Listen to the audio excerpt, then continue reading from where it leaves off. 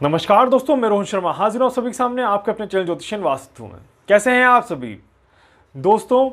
मौसम आजकल बड़ा बड़ा मेहरबान हो रहा है। बहुत प्यारी बारिश हो रही है, बहुत अच्छी बारिश हो रही है और होनी भी चाहिए। ये ज़रूरी है, बारिश का समय है यहाँ पर और हमारे देश में पानी की बहुत ज़्यादा ज़रूरत है ताकि भविष्य हमारा सुधर सके, भविष्य हमारा अच्छा रह सके।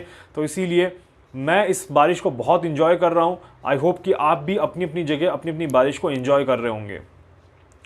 यहाँ पर आज जब मैं बारिश जब गिरती है तो आप सभी ने देखा होगा मिट्टी की खुशबू आती है और वो मिट्टी की खुशबू इतनी प्यारी होती है कि ऐसा लगता है कि बस इसी को हम बैठे बैठे मनमोहक हो जाते हैं एकदम से।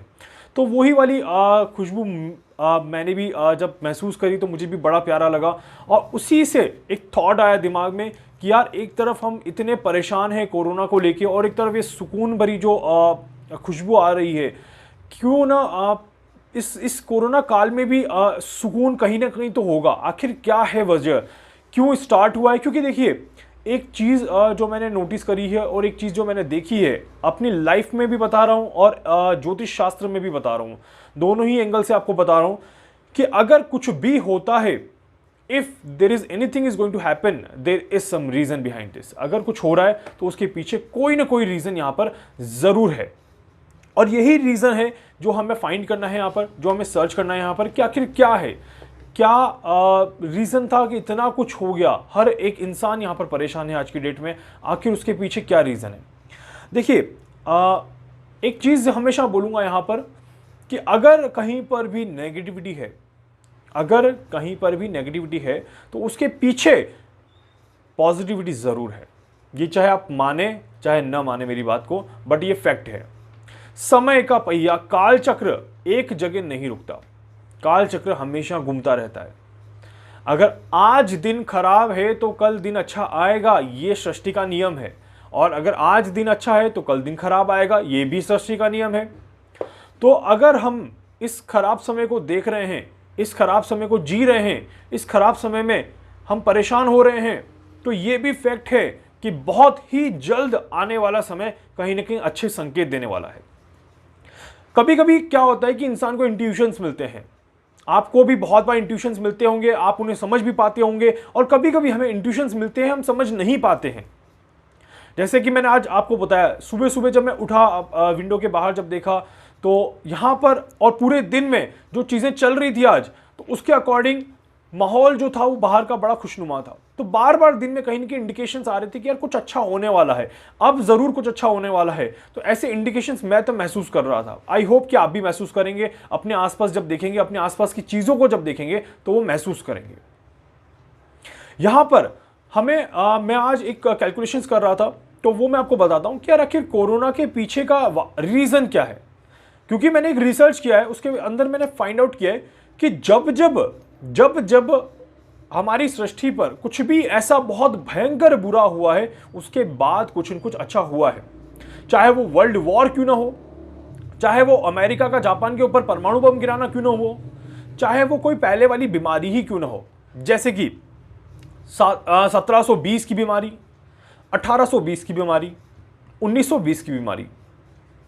आप एक चीज नोट कर लीजिए, बीमारी के तुरंत 30 साल के अंदर अंदर चीजों को नोट करके दिखिए। जैसे कि 1920 की बीमारी और 1950 के बीच का समय, 1820 की बीमारी और 1850 के बीच का समय, कहीं ना कहीं आपको कुछ न कुछ अच्छा मिल जाएगा, ये गारंटी है। ये 110% गारंटी, गूगल करके देख लीजिए। और ये होता है कि कुछ न कुछ खराब के पीछे कुछ न कुछ अच्छा हमेशा होता ही होता है। तो सृष्टि अगर कुछ खराब करती है, प्रकृति अगर कुछ खराब करती है, तो उसके पीछे कुछ न कुछ अच्छा होता है। 1720 की बीमारी में भी लाखों लोग मरे थे, 1820 की बीमारी में भी लाखों लोग मरे हैं, 1920 की बीमारी में तो करोड़ों लोग मरे थे। और अब 2020 की ये बीमारी भी कहीं ना कहीं परेशान जरूर कर रही है, पर यह बीमारी पिछली बीमारियों के कंपैरिजन में काफी हद तक कंट्रोल्ड है और कम है। बट ये जरूर कंफर्म है कि ये भी कहीं ना कहीं एक रोटेशन ही है, एक रोटेशन ही चल रहा है। और यहां से ये गारंटी है कि आने वाले 30 साल में, आई होप कि मैं तो यही रहूंगा 30 साल, और आने वाले 30 सालों में हम देखेंगे कि कितनी सारी चीजें जो है वो सृष्टि में, वर्ल्ड में, यहां पर विश्व में अच्छी होने वाली है। ये फैक्ट है। चाइना का देखिए, क्योंकि चाइना का चार्ट खराब था और चाइना की कुंडली मैंने एनालिसिस करी, वो थोड़ी सी खराब निकली। चाइना का कहीं ना कहीं एक खराब दौर आना था।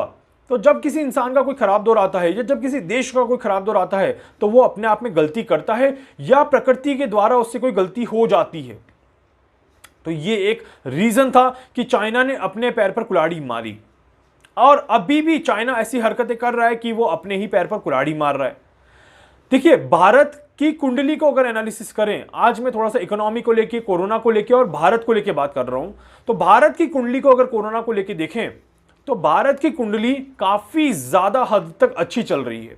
एक बहुत प्यारी चीज आप सभी को बताने वाला हूं, शायद ही आपने कभी किसी के मुंह से ये बात सुनी होगी या शायद ही कभी किसी के मुंह से ये बात सुनेंगे, ये भी गारंटी ले रहा हूं। जिस भी कुंडली में तीसरे ग्रह की, तीसरे घर के स्वामी की अगर दशा स्टार्ट हो जाती है तो वो उस व्यक्ति के जीवन काल में बहुत महत्वपूर्ण दशा होती है। यह बात ध्यान रखिएगा। जब भी आप भी अपनी कुंडली देख सकते हैं, तीसरे घर को देख सकते हैं और तीसरे घर की कौन सी दशा है वो भी आपको पता चल जाएगा। तो जब भी किसी, जैसे इंडिया की अगर बात करें तो इंडिया में तीसरे घर में राशि पड़ती है यहां पर कर्क राशि। कर्क राशि का स्वामी है चंद्रमा, और इंडिया में आप देखिए हमारे भारत में 2015 से ही चंद्रमा की महादशा चल रही है। जब 2015 से चंद्रमा की जो महादशा चल रही है तब भी से आप देखिएगा, अगर नोट करा हो आप सभी ने, तो 2015 से भारत का विश्व में विस्तार होना शुरू हो गया। भारत का जो विश्व में विस्तार है वो होना शुरू हो गया, और उसी के साथ साथ हमारे भारत के प्रधानमंत्री जी की कुंडली भी सहयोग दे रही है।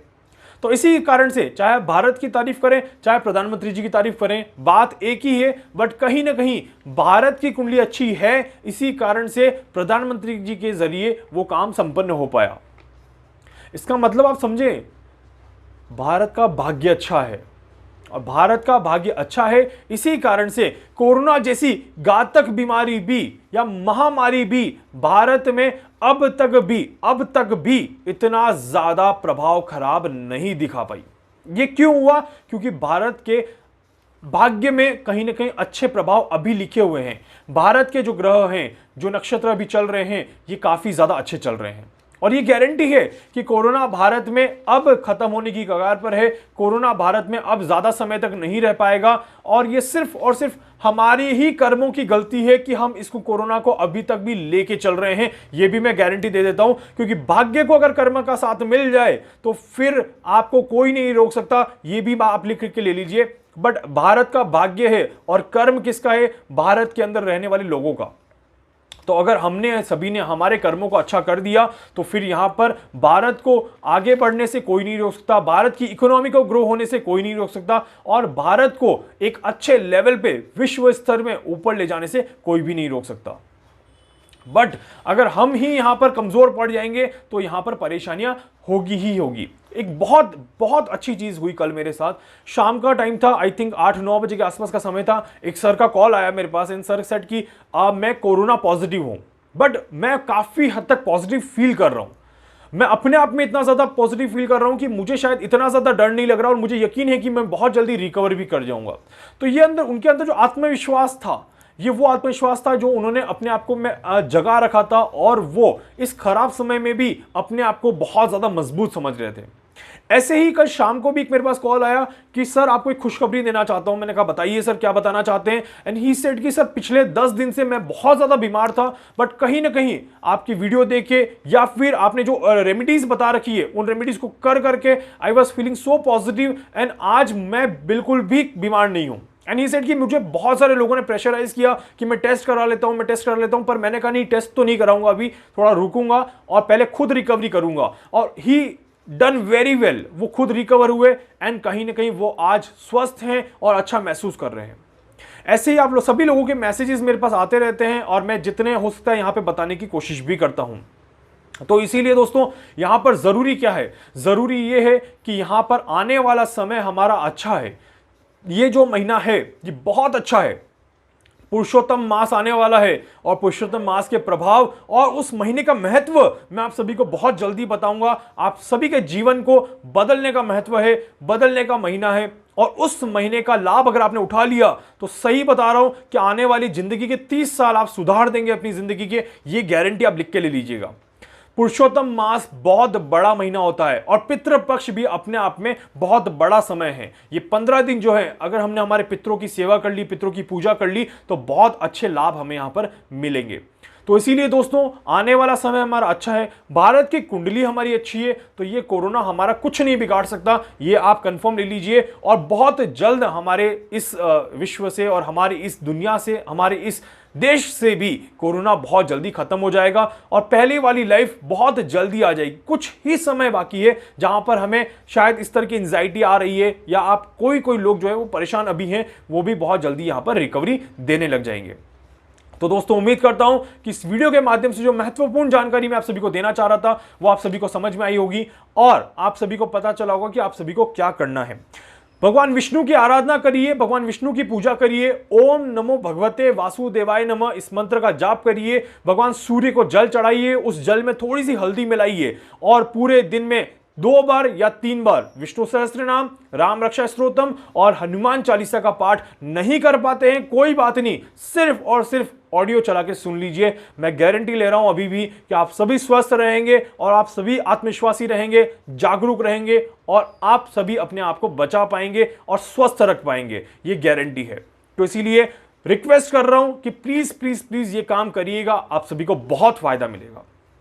इसके अलावा दोस्तों, इस वीडियो को थोड़ा सा लाइक कर दीजिए, शेयर कर दीजिए और काफी सारे लोगों तक पहुंचा दीजिए, ताकि उन सभी लोगों तक ये वीडियो पहुंचे और उन्हें भी पता चले कि उन्हें आखिर करना क्या है। इसके अलावा अगर आपको कुछ और पूछना है, कुछ और जानना है, अपनी कुंडली का एनालिसिस करवाना चाहते हैं, जो कि मैं पेड करता हूं, आप मुझसे संपर्क कर सकते हैं, व्हाट्सएप पे मैसेजेस कर सकते हैं आप मुझे। मैं पूरी कोशिश करूंगा कि आपकी हर संभव मदद यहां पर कर सकूं।